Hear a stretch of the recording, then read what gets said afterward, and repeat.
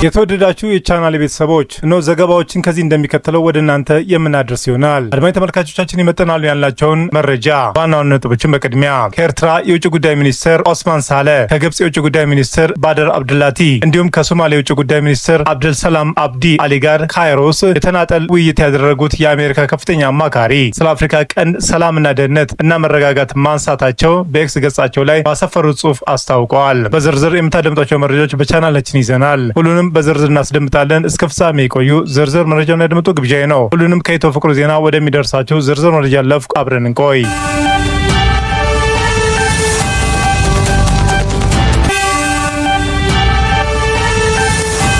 የምስራቅ አፍሪካ ሀገራት ሚኒስትሮች ከአሜሪካ ልዑክ ስለ ቀጠናዊ ስጋት ተወያዩ። የአረብ እና የአፍሪካ ሀገራት ጉዳዮች የአሜሪካ ከፍተኛ አማካሪ ማሳድ ቦሎስ ከኤርትራ ከግብጽና ከሶማሊያ የውጭ ጉዳይ ሚኒስትሮች ጋር የአፍሪካ ቀንድን ደህንነት በማጠናከር ዙሪያ መወያየታቸው ተገለጸ።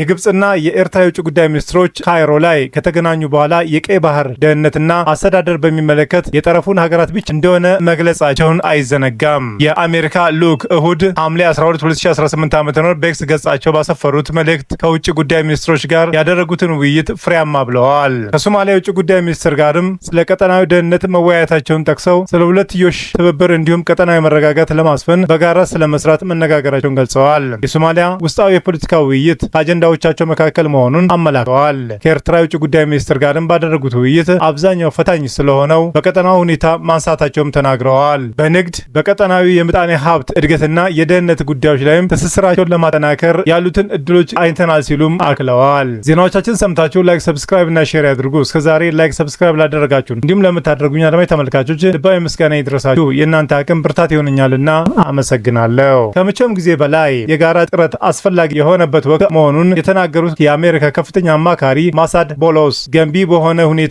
በጥምረት መስራት ያለውን ዋጋ እንገነዘባለን ብለዋል። ከኤርትራ የውጭ ጉዳይ ሚኒስትር ጋር ባደረጉት ውይይት ቀጠናዊ ግጭቶችን ለመፍታት ዘላቂ ሰላምና መረጋጋት ለማስፈን ቀይ ባህር እንዲሁም መላው የአፍሪካ ቀንድ እንዲበለጽግ በጋራ ለመስራት መነጋገራቸውን ጠቅሰዋል። ከግብጽ የውጭ ጉዳይ ሚኒስትር ጋር ባደረገው ውይይትም የሁለቱን ሀገራት ስትራቴጂካዊ ግንኙነት ለማጠናከር ማንሳታቸውን ተናግረዋል። በጋራ ቅድሚያ የሚሰጧቸውን ቀጠናዊ ጉዳዮች በንግግራቸው ማካተታቸውን የገለጹት የአሜሪካ ከፍተኛ አማካሪ በመካከለኛው ምስራቅና በአፍሪካ ሰላምና ደህንነት ለማስፈን እንዲሁም ብልጽግና ለማረጋገጥ ግብጽ ቁልፍ አጋር ናት ብለዋል። ግብጽና አሜሪካ ከአፍሪካ ቀንድ በተጨማሪ በሊቢያ በሱዳንና በሊባኖስ ጉዳይ ላይም የጋራ ፍላጎት እንዳላቸው አመላክተዋል። የአፍሪካ ቀንድ በተሻለ ሁኔታ የተረጋጋና የበለጸገ እንዲሆንም አሜሪካና ግብጽ ተቀራርበው መስራት እንደሚቀጥሉ ያላቸውን እምነትም ተናግረዋል። የግብጽ የውጭ ጉዳይ ሚኒስትርም በካይሮ ከኤርትራና ከሶማሊያ የውጭ ጉዳይ ሚኒስትሮች ጋር መወያየታቸውን ይፋ ማድረጋቸው ይታወሳል። የኤርትራው የውጭ ጉዳይ ሚኒስትር ኦስማን ሳለ እና የግብጽ የውጭ ጉዳይ ሚኒስትር ባደር አብድላቲ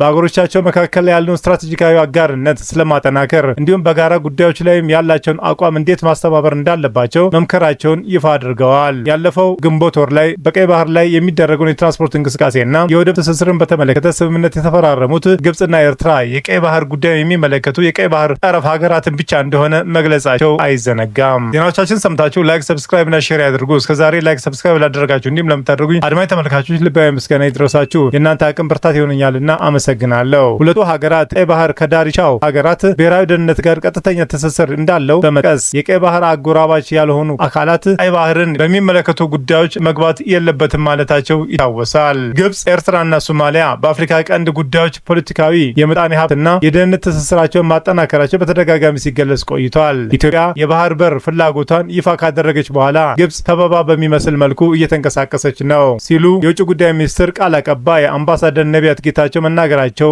አይዘነጋም። ግብጽ፣ ኤርትራና ሶማሊያ ከ2 ዓመት በፊት የጋራ ትብብር አስመራ ላይ የመሰረቱት ሲሆን በወቅቱ ግብጽ ኢትዮጵያ በገነባቻቸው የህዳሴ ግድብ፣ ኤርትራ ኢትዮጵያ ባነሳቻቸው የባህር በር ጥያቄ እንዲሁም ሶማሊያ ኢትዮጵያ ከሶማሌላንድ ጋር በፈረመችው የመግባቢያ ሰነድ ምክንያት ተቃቅረው ነበር። አሁን 3 ሀገራት ካይሮ ላይ በተገናኙበት ጉዳይ ዋና ዓላማ በይፋ ባይታወቅም የአፍሪካ ቀንድና የቀይ ባህር ጉዳይን ግን ኢትዮጵያ የደህንነቴና የህልውና አጀንዳ ነው በማለት ታነሳዋለች።